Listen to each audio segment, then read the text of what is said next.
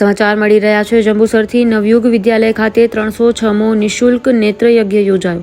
મોટી સંખ્યામાં લોકોએ કેમ્પનો લાભ લીધો। નવયુગ વિદ્યાલય જંબુસરમાં જનસેવા એ જ પ્રભુ સેવા અંતર્ગત જુદી જુદી સેવાકીય પ્રવૃત્તિ થાય છે તથા દર મહિનાના પહેલા રવિવારે મફત નેત્રયજ્ઞ થાય છે, જે અનુસંધાને આજરોજ 306મો મફત નેત્રયજ્ઞ યોજાયો હતો, જેમાં ખૂબ જ મોટી સંખ્યામાં આંખના દર્દીઓએ લાભ લીધો હતો। આ આંખના દર્દીઓને શંકરા આઈ હોસ્પિટલ મોગર લઈ જઈ ત્યાં રહેવા, જમવા, મોતિયા, છારી, ઝામરવેલ જેવા ઓપરેશન કરી દવા, ચશ્મા સાથે પરત મૂકી જવાની તમામ સુવિધાઓ નિઃશુલ્ક રહેશે, તેમ નવયુગ વિદ્યાલયના આચાર્ય હિતેન્દ્રસિંહ ઠાકોરે જણાવ્યું હતું। આ કેમ્પને સફળ બનાવવામાં ગિરીશભાઈ ગોહિલ તથા આશીષભાઈ બારોટનો વિશેષ ફાળો રહ્યો છે, જેમની મહેનતે શાળા પરિવારે અને શાળા મંડળે બિરદાવી હતી। બ્યુરો રિપોર્ટ નઈમ દિવાન, ન્યૂઝ ટુડે।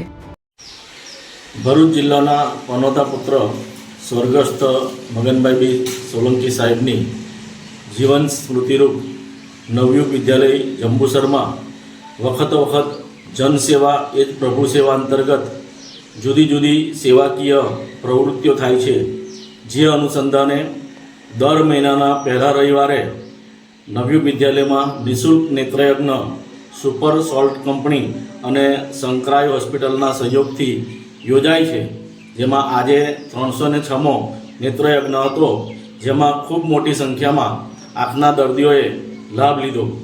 અત્યાર સુધીના 306 નિઃશુલ્ક નેત્ર યોજાયા, જેમાં 22,635 દર્દીઓને મોતિયાના ઓપરેશન, વેલ, છારી, ઝામર જેવી તકલીફો દૂર કરીને તેમને રહેવા, જમવા, દવા, ચશ્મા, ઓપરેશન કરી અને પરત જંબુસર લાવવાની તમામ સુવિધાઓ ફ્રી હતી।